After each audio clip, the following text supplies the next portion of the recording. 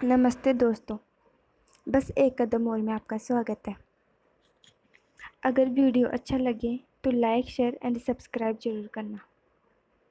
आज का हमारा टॉपिक है एशिया महाद्वीप का सामान्य परिचय तथा एशिया महाद्वीप के भौतिक स्वरूपों का वर्णन।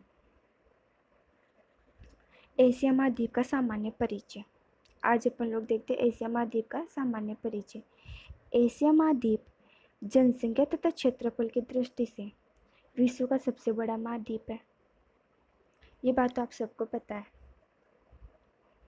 एशिया महाद्वीप जनसंख्या और क्षेत्रफल की दृष्टि से विश्व का सबसे बड़ा महाद्वीप है। विश्व का कुल क्षेत्रफल 14,80,89,000 वर्ग किलोमीटर है, जिसमें एशिया महाद्वीप का क्षेत्रफल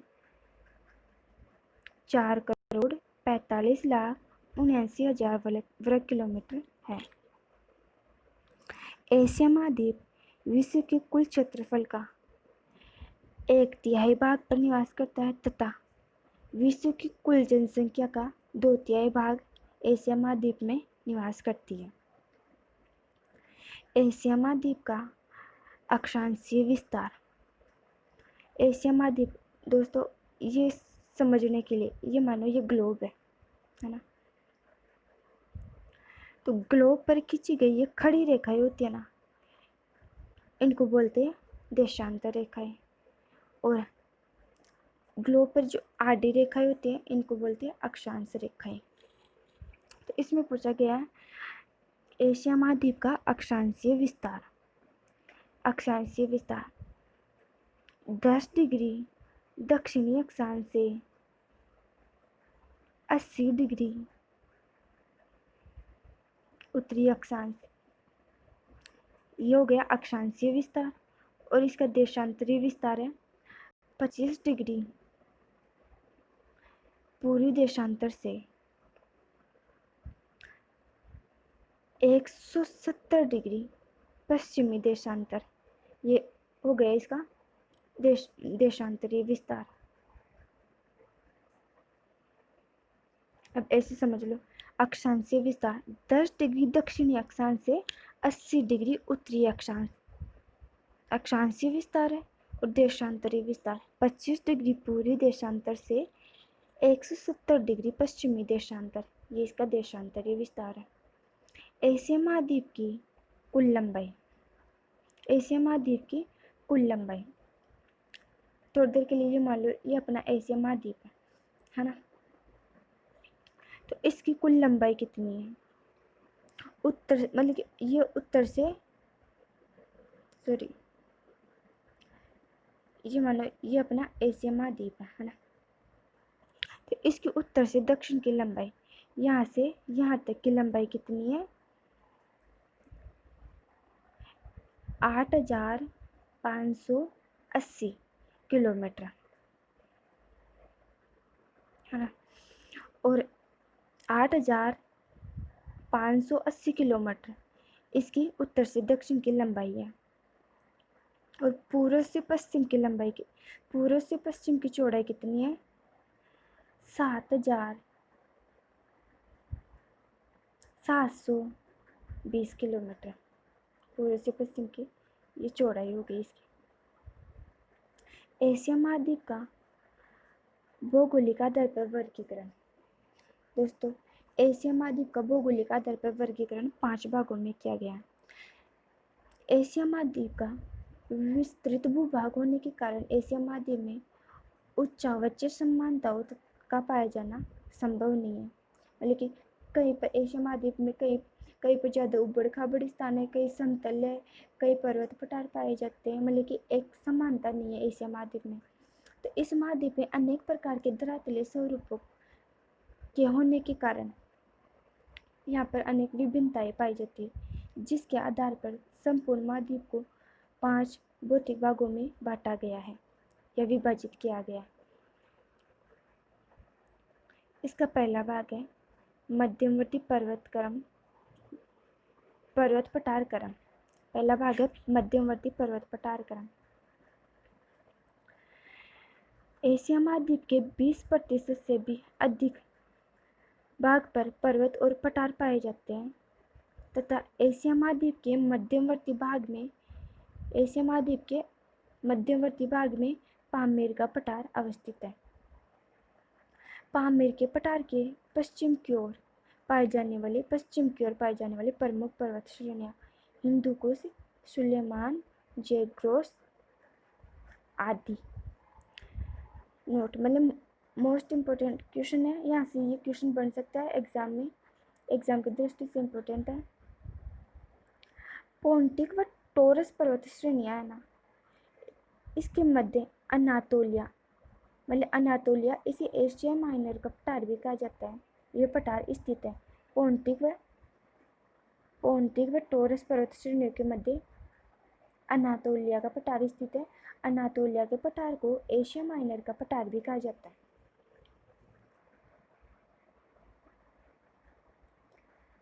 पामेर के पठार से दक्षिण पूर्व की ओर स्थित पर्वत श्रेणियां। पामेर के पठार के दक्षिण और पूर्व की ओर स्थित ये एशिया महाद्वीप है ना, तो इसके यहाँ से यहाँ तक मतलब कि इस क्षेत्र में पाई जाने वाली जो पर्वत श्रेणियां ना, उन वो कौन कौन सी हैं? काराकोरम, हिमालय में माउंट एवरेस्ट जो विश्व की सर्वोच्च चोटी है वो यहीं पर स्थित है, एशिया के दक्षिण पूर्व में। अराकानियोमा, पिगुयोमा आदि। पामेर के पठार से पूर्व तथा उत्तर पूर्व की ओर स्थित पर्वत श्रेणियां। पामेर के पठार से पूर्व तथा उत्तर पूर्व की ओर स्थित पर्वत श्रेणियों में मुख्य खिंगन, अल्ताइशान, कोनलून आदि। अब एग्जाम की दृष्टि से मोस्ट इम्पोर्टेंट क्वेश्चन है, यहाँ से बन सकता है ये क्वेश्चन। हिमालय तथा कोनलून पर्वत श्रेणियों के मध्य तिब्बत का पठार स्थित है। हिमालय और कोनलून पर्वत श्रेणियां ना, इसके मध्य तिब्बत का पठार स्थित है।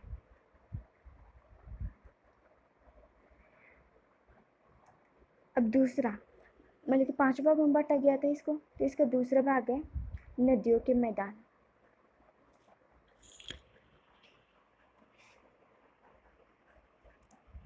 इस महाद्वीप में अनेक छोटी बड़ी नदी घाटियां प्रवाहित होती है जिसके द्वारा उपजाऊ मैदानों का निर्माण किया जाता है।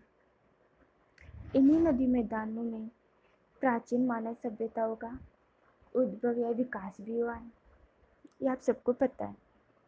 वह अन्य मानवीय गतिविधियों के कारण यह नदी मैदान महत्वपूर्ण स्थान रखता है। इस नदियों के मैदान को निम्न भागों में बांटा गया है। इसका पहला भाग है दजला फरात का मैदान। नदियों के मैदान को निम्न भागों में बांटा गया है, जिसका पहला भाग है दजला फरात का मैदान। दजला फरात का मैदान यह इराक में स्थित है। यह जो दजला फरात का मैदान है ना, वो इराक में स्थित है। मेसोपोटामिया की सभ्यता का विकास इसी मैदान में हुआ था।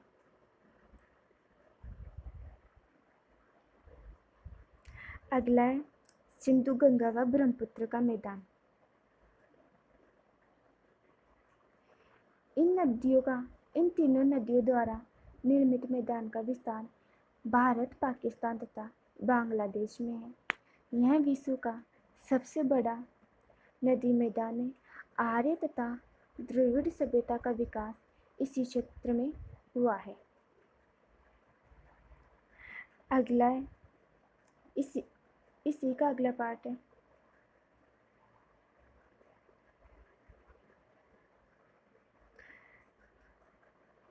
इरावती का मैदान।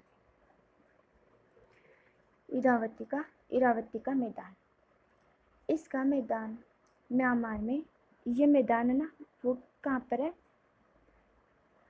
म्यांमार में।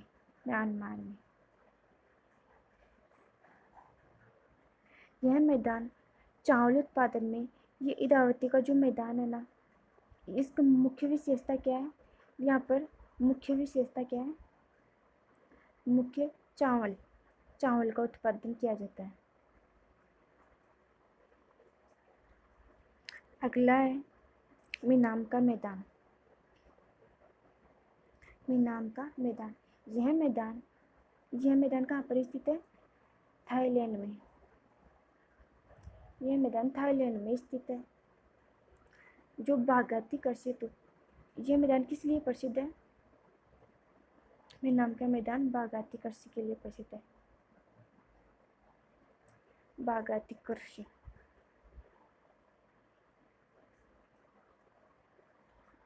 अगला है मिकांग का मैदान।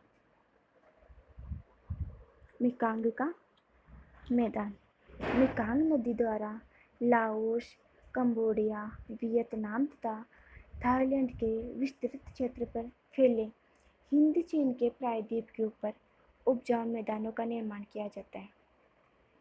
ये मिकांग नदी है ना, वो लाओस, कंबोडिया तथा वियतनाम और थाईलैंड का जो विस्तृत क्षेत्र है उससे फैले हिंद चीन के जो प्रायद्वीप है ना, उसके ऊपर उपजाऊ मैदान का, ये हिंद चीन का प्रायद्वीप, इसके ऊपर उपजाऊ मैदान का निर्माण करती है।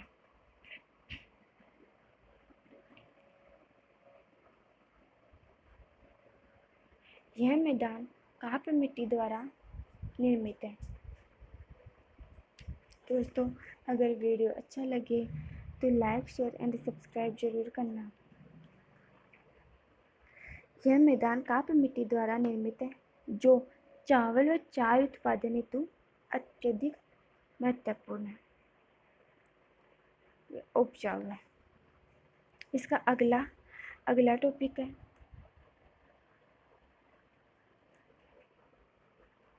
ये नदी। आपको ये तो पता है ना कि ये नदियों का मैदान, इसका दूसरा पार्ट चला है नदियों का मैदान, इसको भी निम्न भागों में बांटा गया है।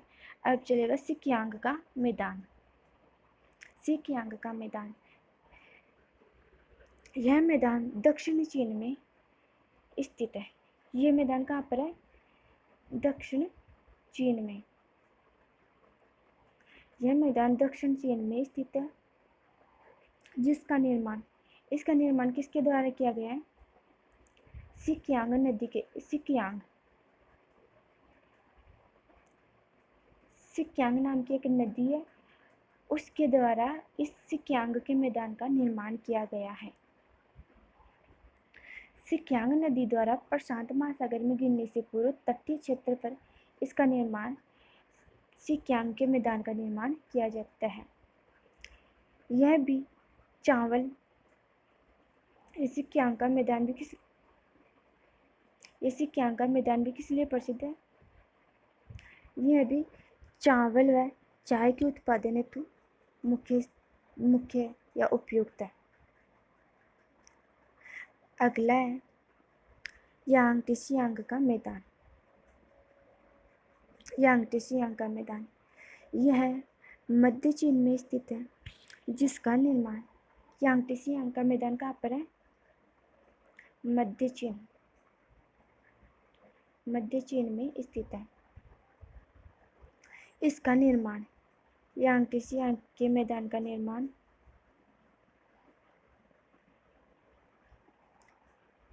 इसकी सहायक नदियों द्वारा किया जाता है। इस बेसिन को लाल या रेड बेसिन भी कहा जाता है, जहाँ चावल तथा गेहूं का उत्पादन मुख्य रूप से किया जाता है। यह चीन का सघन आबादी वाला क्षेत्र है। यांगटीसियांग का जो मैदान है, यहाँ पर चीन की सर्वाधिक जनसंख्या पाई जाती है, क्योंकि यह मैदान सबसे सर्वाधिक उपजाऊ मैदान है। अगला है हांगो का मैदान।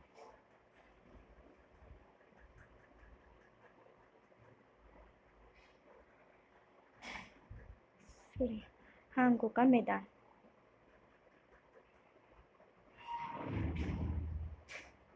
ये हांगो का मैदान, यह नदी उत्तर चीन में प्रवाहित होती है। इसके बेसिन क्षेत्र को पीला मैदान भी कहा जाता है। इसके बेसिन क्षेत्र को क्या कहा जाता है? पीला मैदान। इसके बेसिन क्षेत्र को पीला मैदान भी कहा जाता है। दोस्तों, अगर वीडियो अच्छा लगे तो लाइक, शेयर एंड सब्सक्राइब ज़रूर करना। इसे पीला मैदान भी कहा जाता है क्योंकि यह नदी लोएस के पठार से अपने साथ पीली मिट्टी को बहा कर लाती है। हांगो का मैदान गेहूं उत्पादन हेतु प्रसिद्ध है। इस मैदान में प्रतिवर्ष बाढ़ें आने के कारण यह हांगो का मैदान है ना दोस्तों, इस हांगो के मैदान को चीन का शोक भी कहा जाता है। चीन का शोक बहुत से एग्जामों में पूछा गया है क्वेश्चन। चीन का शोक किसे कहा जाता है? हांगो के मैदान को चीन का शोक कहा जाता है।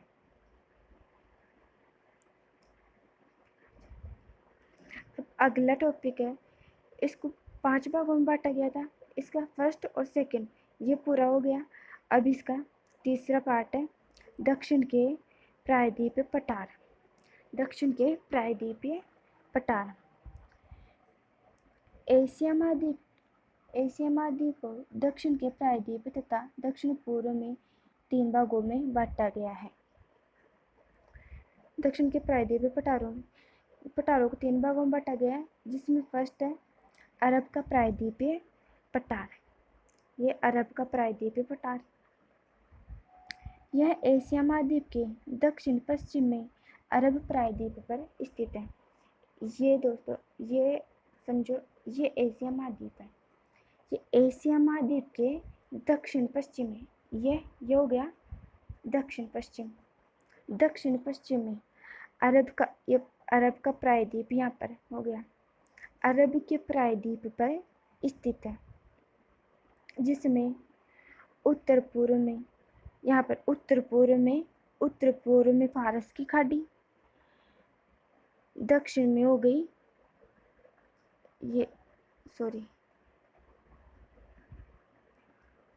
उत्तर पूर्व में हो गई फारस की खाड़ी, दक्षिण में हो गया अरब सागर, पश्चिम में हो गया पश्चिम में हो गया लाल सागर, उत्तर पश्चिम में भूमध्य सागर। उत्तर पश्चिम ये यहाँ पर हो गया उत्तर पश्चिम, यहाँ पर है भूमध्य सागर।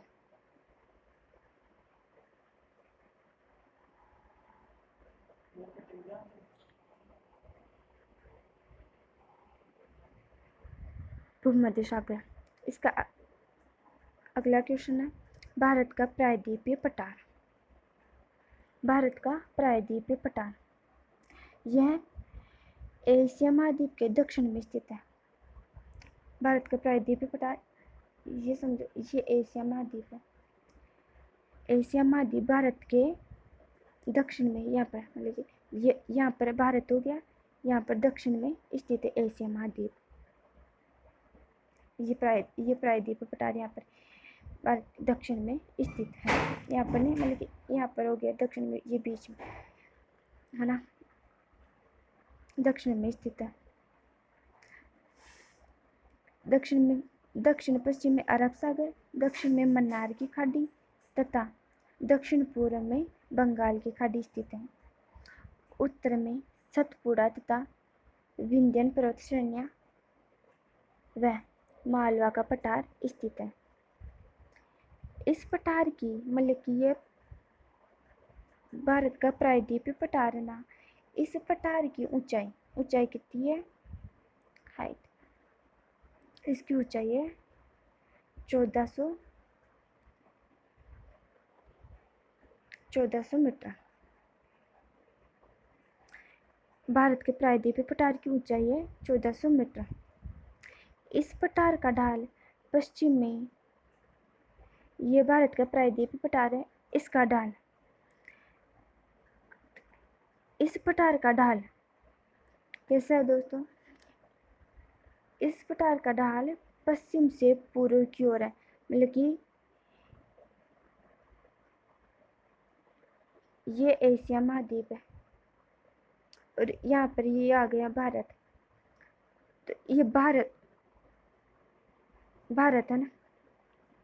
इसका ढाल कैसा है? पश्चिम से, मतलब कि ये यहाँ पर हो गया पश्चिम और ये हो गया पूर्व, मतलब कि ऐसा है, पश्चिम से पूर्व की तरफ है इस महाद्वीप का ढाल।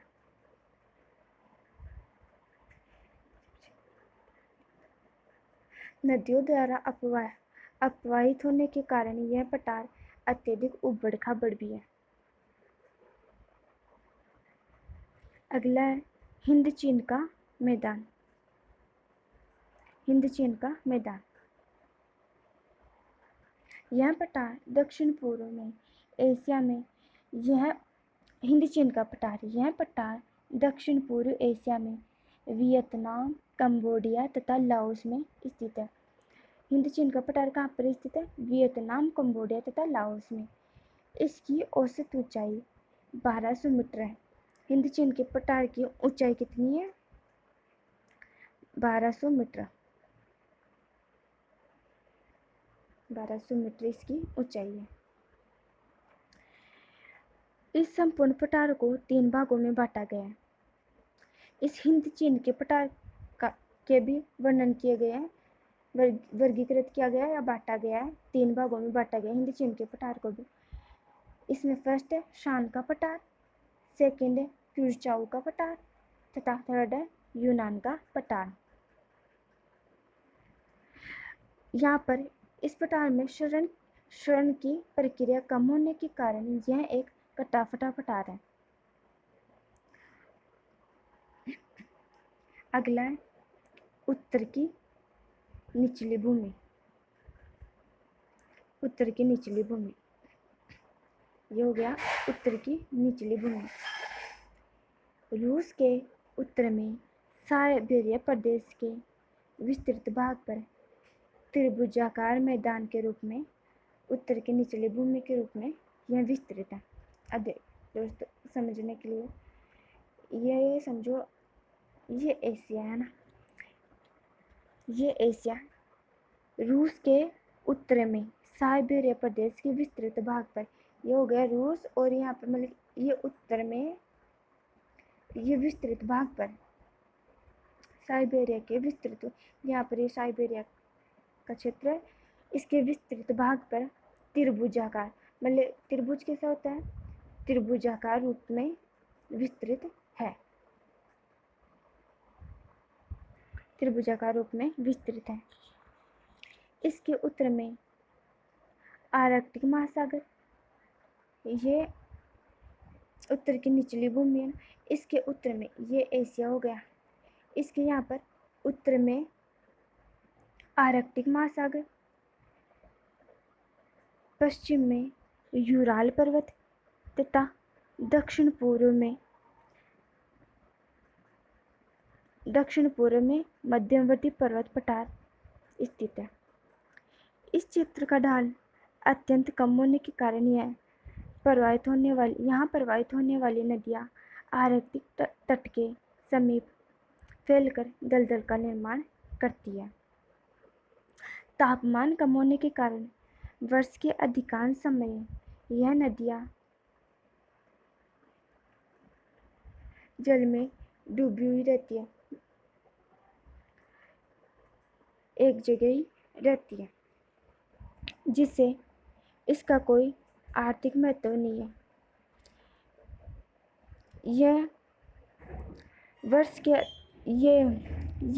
के अधिकांश समय नदियाँ यहाँ पर जमी हुई रहती है, इस कारण इस क्षेत्र का कोई आर्थिक महत्व नहीं है। इस क्षेत्र को उत्तर की निचली भूमि, इस क्षेत्र को 3 भागों में वर्गीकृत किया गया। इसमें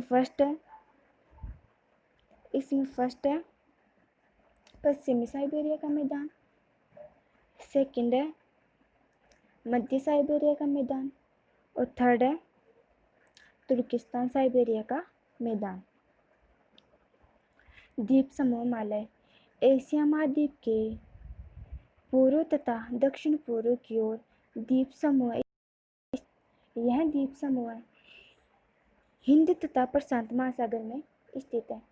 प्रशांत महासागर में इनकी अधिकता पाई जाती है। प्रशांत महासागर में इनकी अधिकता पाई जाती है। यह द्वीप समूह स्थल भाग में महासागर की ओर स्थित जल में डूबी हुई पर्वत श्रेणी के रूप में ऊपर उठे हुए भाग है। कुछ द्वीप समूह ज्वालामुखी उद्गार के कारण निर्मित है, जबकि कुछ का निर्माण समुद्री जीवों के निक्षेप के कारण हुआ है। एशिया के प्रमुख द्वीप।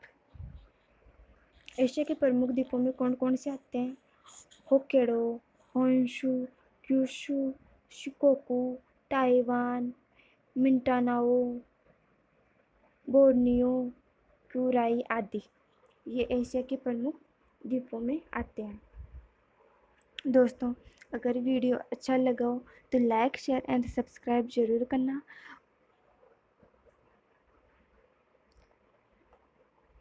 धन्यवाद।